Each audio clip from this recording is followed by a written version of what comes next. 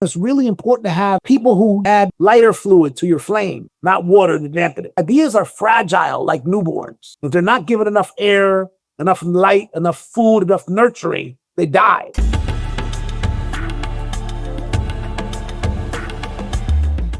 Welcome to the Mama Africa Show. We are talking with Arturo Nuñez, a founder, investor, DJ, board member of Estée Lauder. He's been also a board member of the NBA Players Association. I don't do all of those things equally well.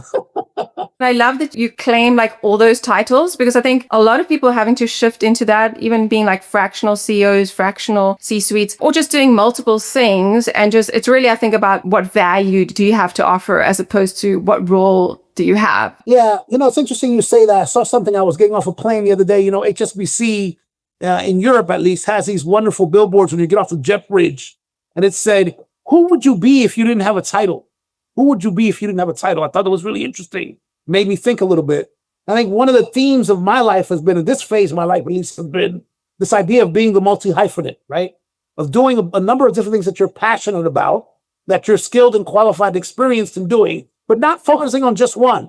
I have a plethora of things, as you mentioned, from Shark Tank judge to author to public speaker to serial entrepreneur to investor. All of those things speak to me and are authentic to who I am as a person. And the through line through all of that for me is culture.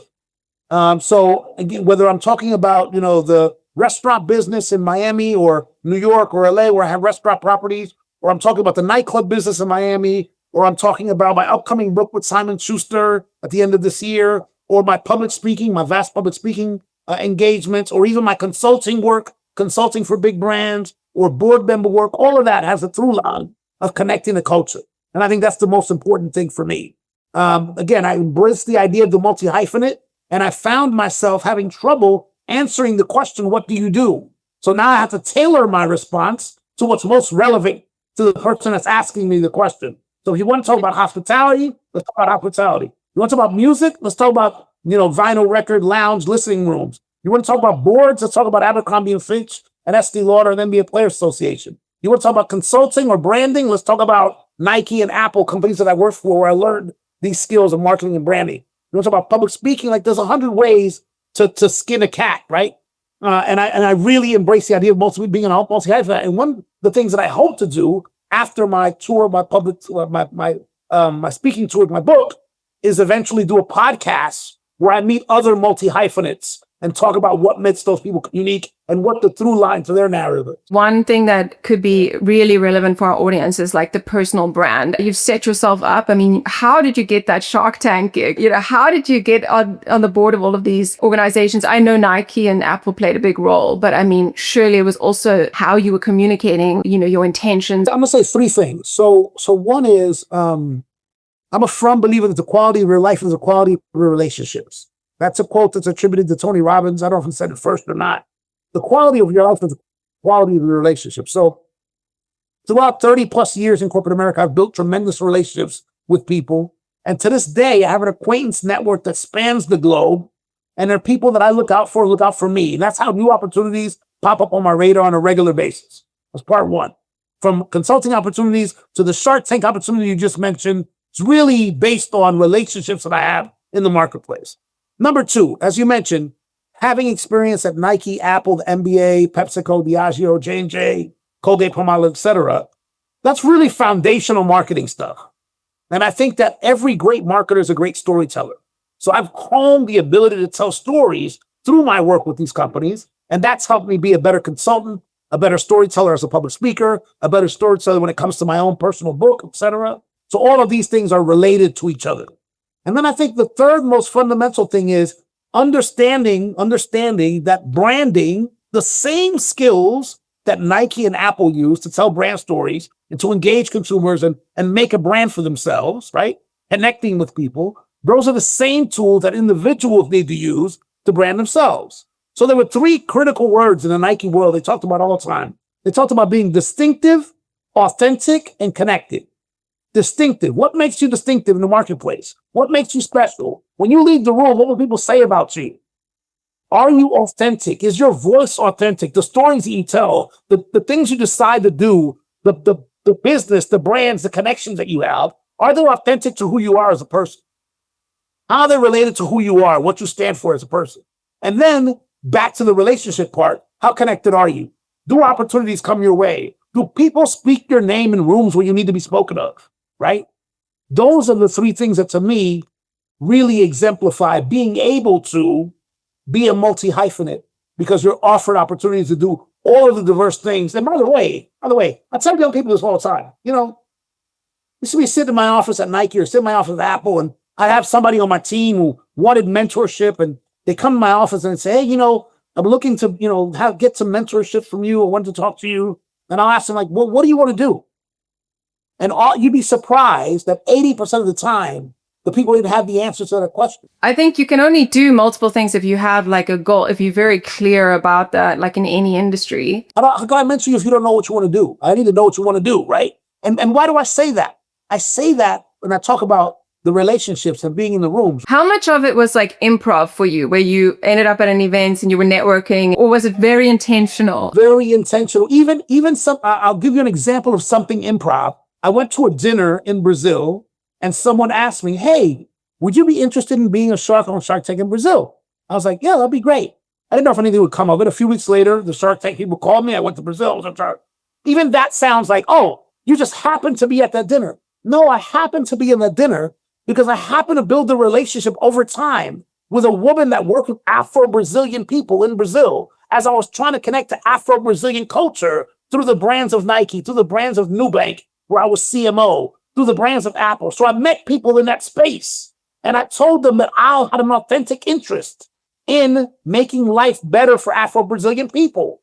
That's how I met the woman that I took to dinner, who then invited me to church. So it's silly, even when it looks like happenstance. It's not happenstance.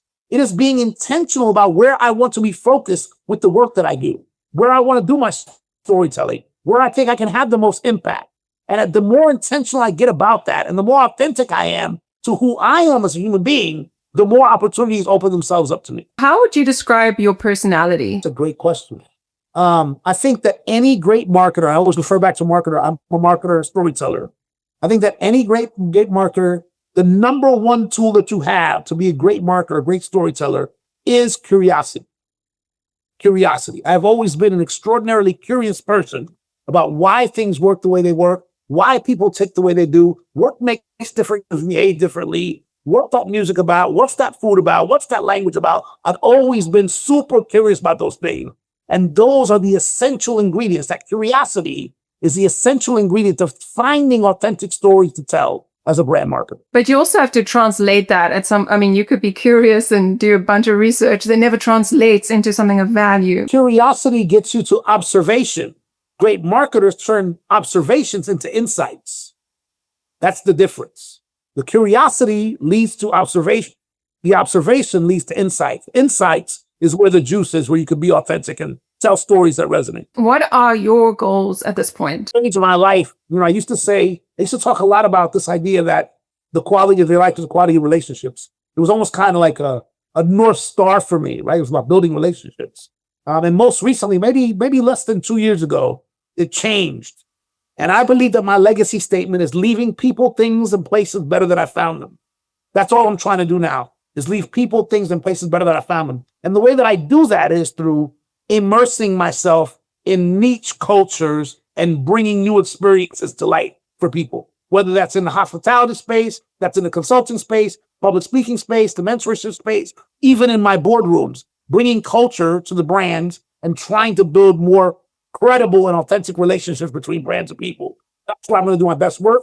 And I'm in legacy phase now. That's how I'm going to give back and pay forward all the extraordinary success that I've had and all the people that have helped me to achieve that. In your role as a board member at Estée Lauder, it's got, I think, 60,000 employees. Is that right? Somewhere around that number. And such just a robust, big company. I love the story also of how the couple started Estée Lauder. What is your role there, and how do you sort of bring that experience of culture into steering the ship at that high level? I think that any great board member, to be a good board member, the first thing you have to make sure that you're focused on is governance versus management. The board is not part of management. We're part of governance. That's a fine but important distinction. We're there to guide and steer. We're there to ask the right questions, provoke conversations to help the company function better. Function better for its customers, function better for its employees, function better for its investors and stockholders. That's the job of the board. And whether it's, Estée Lauder in the cosmetics and makeup and hair care and space, or it's, Abercrombie and Fitch in the retail, fashion, lifestyle space, the role is exactly the same. How do we ask questions to make sure that the management and leadership is thinking about this business in the right way and propelling that business forward in the best interest of shareholders, employees, and customers? And in that, every person that's on the board has their unique contribution that they bring. We're all business people. We all think about business at a high level. I happen to be a business person with a concentration or expertise in brand marketing. So I'm called upon to look at them. But one of the things that I'm required to do or asked to do is chime in when it comes to brand expertise. Is our brand, connecting with customers in the right way? What does our consumer journey look like? Are we doing the right things to pull the levers that we need to really build brand love between the company and our customers? Where is branding at this point, like for such big companies? How are they seeing branding? I think it continues to be about authenticity and storytelling, always authenticity and storytelling. But what has changed is all the different ways in which you can tell stories to your customer. The advent of technology has made a much bigger platform to telling stories to your customers. And so I would almost say it has multiplied your consumer touch points, because now you have an experience with your makeup today, you love it, and you can go online to YouTube or Instagram or TikTok and tell your story. And you have an audience of people that are going to follow that story. That wasn't the case 15 years ago, 20 years ago. So we've had to adjust the branding and the marketing to a bigger platform of tools to get your story out. By the way, you're also way more transparent, because anybody who has a bad experience with your brand is one, tweet away or one Instagram or one reel away from telling a negative story about your brand. So it makes it even more critical that you do great storytelling, authentic storytelling, and really have a great customer experience. I think every great brand in the world knows there are three things that are fundamental to being a great brand: a great product, a great experience, and great storytelling. If you can do the three of those, you're on your way to having a pretty great brand. How do you establish yourself as a thought leader and not just respond to the markets? Because I think Estée's done that very well, of like maintaining that classy look. I think it's about prestige and luxury, right? Part one, prestige and luxury for those brands, for the many, 20 plus Estée Lauder brands. I think it's also about innovation, taking the consumers to new places, understanding what's happening in the marketplace, having a conversation with your consumer to understand what's happening in the marketplace, and then developing products and technologies to give consumers what they're looking for in the marketplace. So I think the companies that do this best have their ear to the ground, understand what customers are looking for, and adapt their products through innovation technology to customers' needs. And once you're known for doing that, then customers expect innovation from you. Just like customers expect innovation from Apple, right? Or they expect great new products from Nike, right? It's the same thing. Do you have your ear to the ground? Are you paying attention to what customers want? Are you developing new technology? Are you taking customers someplace new? There's a famous old adage that if people had asked, if Ford had asked people what they wanted, they would have said faster horses, right? But he had an idea. He was taking them someplace else, right? And that can be said for any company that's in the innovation space. How are you taking your customers, your consumers someplace new? By keeping your ear to the ground, understanding how trends are changing, understanding what your consumers' needs are, and then developing and innovating products to meet those needs. How does Estée interact with the creator economy? Both Estée and Abercrombie had huge influencer networks and spend time talking to the young people that are making their brands hot. They have events for these people where they go and show them the latest products and actually work with them to develop new products. This is all part of the innovation pipeline. That is literally how we keep our ear to the street, is knowing who the influencers are, speaking their language, having young people that talk to these folks and understand what trends are emerging and why they're emerging, and then taking all that valuable information back into the lab to tell stories. There was back when I was at Nike, I'll tell you a quick story about that. Back when I was at Nike, there was a Wyden Kennedy, Nike's longtime advertising agency, had this summer camp that they would put on. They'd bring inner city kids to Oregon, with beautiful, a beautiful Oregon coast, and Oregon's really famous for its natural environment, beautiful places. They do the summer camp for kids. It was the greatest thing. Like, got all those kids from all over the country, in the inner city, getting to the outdoors, fresh air, and this camp, whatever. What people didn't really realize was that they were mining ideas from young people. How they're speaking. What's that word mean? Hey, what's that mean? What's the Lulu mean? What's that mean? Why do you say that? Why do you say? They're literally mining these young people who are on the cutting edge of culture in the inner city to then use that vernacular to tell stories to inner city basketball playing kids, for example. So it was a symbiotic relationship. Not only they were providing this amazing experience for these kids, but they were also using this as a place to stay in touch with youth culture and understand where it was going and how it was moving. That's the kind of thinking that it takes to really understand customers and to really build products and experiences that customers will appreciate and consider authentic. With such a massive company like Estée, like how do you see growth? I think growth is about staying ahead of trends, continually gaining market share in the markets that you do business, expanding to new markets and new categories of business and new channels of distribution. Those are the growth challenges and growth opportunities for us. How are we positioned in different marketplaces? How are we doing across various different channels? How are we doing across price points for our customers, from the highbrow to, the everyday products, and having something for everyone. And I think if you look at Estée Lauder's portfolio, there's a lot of different brands within that, something from Tom Ford to Le Labo to the Estée brand itself, to Origins to Clinique. There's something for everyone. The Ordinary, great brands, diversified by geography, by price point, by consumer basis. So a lot of different opportunities there to reach out to customers. So Arturo, you're so busy. You've got all these projects that you work on, but how do you structure your time? Like, how does a typical week look like for you? None of this gets done without great teams, great team with great teammates and great team members who really dig in and do the day-to-day work every day. So I'm blessed to have great partners, great team members and teammates, great employees that deliver on our promise to our customers every day. Those are essential to me. But really, as far as structuring my time, ever since I left corporate America, I like to say that I'm so busy, I don't have time for anything. But I wake up in the morning and I decide what needs doing, what needs prioritizing today. And I get after that thing. If you do that enough days in a row, you start to get that formula right and nothing falls through the cracks. It's a lot of juggling to be done. But again, fundamental to have great partners, great employees, and great team members. With somebody with like your diverse experience, where do you fit in the startup community? I know you're on Shark Tank, but that's a whole different way and style of business. I'm an investment mentor, so I sit on the advisory board and I help to consult startup brands through Endeavor. Endeavor is a global organization that helps companies at different stages of their development and maturity.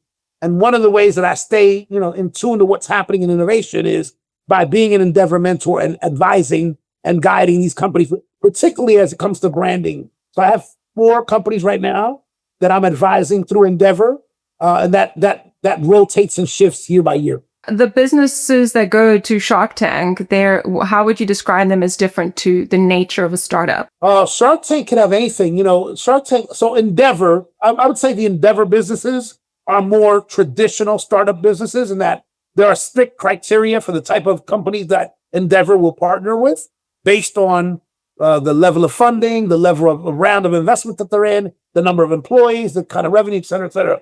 Shark Tank can be anything. Shark Tank could be, just an entrepreneur with an idea who's really passionate about it, to an established, multinational business that's been running for years. It just needs investment capital or needs smart capital because they're trying to enter a new marketplace or do something different with their business. It can really be anything. And I've experienced all of those, I'm involved in a company called Quilombo Coffee, which is a coffee company I bought a percentage of last year in Shark Tank. And that's an established company that's gaining distribution and in pretty good shape. At the same time, I invested in a fitness company that's really just an idea that's trying to get off the ground. So we're trying to help that idea get off the ground. So it can be either or. I would say that Endeavor is more an incubator for true startups that have achieved some milestones. Never in my career have I ever walk into a CFO's office and say, I have some ideas about how we're doing the finance here. Never have I walked into a COO's office in my career and said, should we consider LIFO versus FIFO in terms of our inventory management? Never, not once. But when it comes to marketing and advertising, everybody has a point of view. And I've had dozens of fights with CFOs throughout my time who didn't really believe in marketing. And I love this one meme that I've seen online a few times, which is it's three finance guys, CFO types, walking down the street on Wall Street in New York City. They all have North Face vests on. They all have New Balance sneakers and Rolex watches. And if marketing doesn't work, how'd you get there? You had infinite choices. You had infinite choices. How did you get there? How did you all get to the same vest, the same sneakers, and the same watch? I think the marketing is working. If you are a manager or an executive in a large firm like Estée, what should you do to get into that new frame of seeing yourself as a product, putting your voice out there, using public speaking, which you've used to elevate your brand? I think many of these things are literally mind shifts. Every team that I ran at Nike, when we had to go do a big corporate-wide presentation, I would say to them, hey, man, this is exactly like an investor pitch. They're like, what do you mean? I'm like, the guy that we're talking to, that SVP, that senior level executive, he has to make choices about how he deploys his resources, human resources, financial resources, how he promotes his people, etc. We're suggesting to them that $1 spent in basketball at Nike basketball is better than $1 spent at Nike running, or Nike women's, or Nike sportswear, or Nike action sports, or Nike surfing, right? That's the story we're telling. We're doing that internally every day. Every time we go tell a story, that's what we're doing. Hey, I know that we want to do this commercial for Kobe Bryant or LeBron James. This is what it costs to do that. Here's why that money invested behind this is better than money invested behind the Serena Williams tennis campaign or the Tiger Woods golf campaign. That's literally what we're doing. Now think about the mind shift. If you walk into a room knowing that you're pitching people to try to get resources to be able to tell your story, it's going to change the way you take that pitch. It's going to change the way you tell that story, right? This is exactly the same thing. When you're walking into any presentation, how are you delivering? You said it yourself. Public speaking. How are you dressed? How are you delivering? What is the story you want to tell? What do you want to be? What do you want to leave in the mind of the people you just talked to? Security, confidence, trust, honesty. It matters. Those are not the same word. It really matters to be intentional what you're trying to deliver. What do you want the takeaway to be? Most people are going to remember 3 things from your presentation. What do you want the takeaway to be? You have to be intentional and think about that intentionally in order to land and deliver those points. You're not going to do it by osmosis. You're not going to do it by coincidence. Understanding your audience is really important too. Walk into a senior leader in an organization to do your pitch, right? We said these internal meetings are pitches. And you're talking about a risky proposition for whatever reason. Let's say it's risky from a PR standpoint or from an innovation standpoint, or might not land with the customer. And that person has been in meetings with his peers talking about security, talking about safety, talking about minimizing risk. You're not going to land that point, right? So if you don't know that walking in, how do you actually deliver? If you're walking in selling yourself as an innovative, creative thinker who takes risks at a company or with a leader that's risk averse, who's looking for stable people who are going to toe the company line and follow the company, position, you're barking off the wrong tree. How do you reposition yourself to be able to be successful in that environment? Understand your customer, understand your target audience, tailor your messaging for your target audience, and be very intentional about what you want to leave behind with that audience. How much of self-belief, how much of a role did that play in getting you where you are today? Because I see with my coaching is, yes, it's about intentionality, knowing your audience, being prepared, all of that. But a lot of it is also like visualizing yourself in a certain position. The same pillars that make, Apple's marketing great and Nike's marketing great are the same ones that can be applied to personal branding, right? I mentioned that to you, right? And one of the pillars of great marketing is if your customer doesn't see that you're passionate about your brand or the story that you're telling, why would your customer be passionate about it? If you don't believe in the story you're telling me, why would I believe in the story you're telling me? I also think inspiration plays like a role. What was your source of inspiration? For me, surrounding myself with creative people has always been a source of inspiration. going to the inspiration hubs in the world, places like Tokyo and New York and London and Paris, and seeing what's being developed and how people are doing that. Brazil, whether it's Rio or Sao Paulo, going to Mexico City, those things were very inspiring to me. And then I also think, man, it's really important to have people who, add lighter fluid to your flame, not water to dampen it. And sometimes, ideas are fragile like newborns. Ideas are fragile like newborns. If they're not given enough air, enough light, enough food, enough nurturing, they die. I always use this example. I say, can you imagine somebody walked into a conference room one day, okay, at an energy drink company and said, I have an idea. What if we drop a person from outer space live on television? It's got to be the stupidest idea I've ever heard in my life. Do you think there were any accountants or finance people in that room when that happened? No. It took someone to say, has anyone done that before? That's really interesting. How do we connect that to energy drinks? Do we say our energy drink would be capable of making you jump from outer space? That's really, somebody had to breathe air, breathe life into that idea for Red Bull to have its greatest campaign ever in the history of the company. One day, guys were sitting at a table, probably drinking too much wine, and somebody said, and by the way, whether you're American or Brazilian, you might say it was the Wright brothers or Santos Dumont in Brazil, it doesn't matter. The point is somebody said, well, what if they flew there? Wait, what? That's ridiculous. Until somebody goes, wait a minute, drag, coefficient, velocity, birds do it.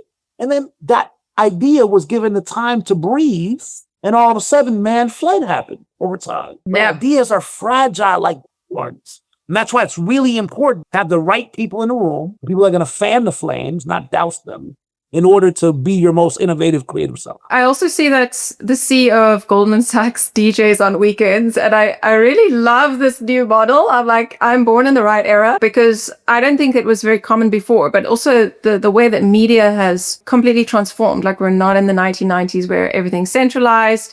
Through television, people are creating their own stories, and they're, having a job in finance within DJing on weekends. There's been this crazy misnomer of like, oh, can you bring your whole self to work? Where's the rest of you go when you go to work? It's all there. Listen, I'm not a DJ. I happen to own a very popular nightlife place in Miami, and I'm blessed that my musical director lets me play every once in a while. I'm not a DJ, but I've dominated every aux chord since I was 14 years old. If there was an aux chord, I wanted to be the guy controlling it so I could play music for people. So I'm a music curator, music selector. I've been since I was 14 years old, right? I just have an outlet now to be able to do that. And by the way, it makes me a better professional. It makes me a better creative to actually watch people in a natural environment, enjoying music and connecting the culture in the way that I deliver that. I gain insight from being that. I feel the fabric of the culture in Miami and what's happening here. And that helps me to manifest the rest of the things that I do. So these things are symbiotic. And by the way, that Goldman Sachs DJ, I guarantee you, was an aux chord hog too his entire life, or has a crazy collection of music in his home, or the craziest sound system. That didn't start from one day to the other that he became a DJ. He's a music lover who decided, you know what? I'm not going to hide that from the world anymore. I'm going to share my passion for music with the world. Where is America at the moment? I follow the news a lot on like the tariffs and supply chain issues and everything. We are in a very critical place today where I think a lot of the focus has been lost from innovation. And I think that we really desperately need to get back to being an innovator, being a leader. And in the meanwhile, there are other countries that are becoming leaders when it comes to thought innovation, technology innovation, education innovation, healthcare innovation. I would love to see our country spend more time focused on those things than some of the things we've been focused on lately. Do you think it's a thing of resetting your values? I think resetting values, resetting priorities. Yep. Lastly, Arturo, tell us about your book and when it will be available. My book is called The Culture Compass, and it's a practical guide to navigating corporate America without losing your soul, something that I've managed to do in my 30 plus years in corporate America. And I want to give people tips, and I want to have people learn from my mistakes and my failures so they don't make the same mistakes. So it's really part of my legacy. It's going to be out at the end of this year on Simon Schuster. Very excited about that. I've been looking at covers and et cetera recently. The book's already done and edited and all that stuff. And I can't wait to go on book tour and tell my story and give people some tips and tricks to be able to really get life satisfaction from the work that they do the way I've been able to do. I've been really blessed, and I'm really grateful that I derive a tremendous amount of satisfaction and enjoyment, despite the challenges, despite the obstacles that are inherent when trying to climb the corporate ladder. And I would just want to pay that forward to young people, give them an opportunity to learn from me and not make some of the mistakes that I've made. If there's one thing that you want people to know about your book, what is it? I want them to know that it is a practical guide that actually gives them real tools they can use to navigate corporate America. And my hope is that, as I said with all things, leaving people, places, and things better than I found them. I hope that I lead the readers better than I found them on their journey through navigating corporate America. Oh, wow. That's great. I can't wait for it to come out. Thank you so much for being here on the Mama Africa show, especially with personal branding. You've done such an amazing job. So yeah, I think be intentional, be prepared, listen to your audience and your customers, and believe in yourself, put yourself out there. So thank you so much, Arturo, for being here on the show. Hey, let's do it again when the book comes out. Then I'll give you even more tidbits of story. Definitely.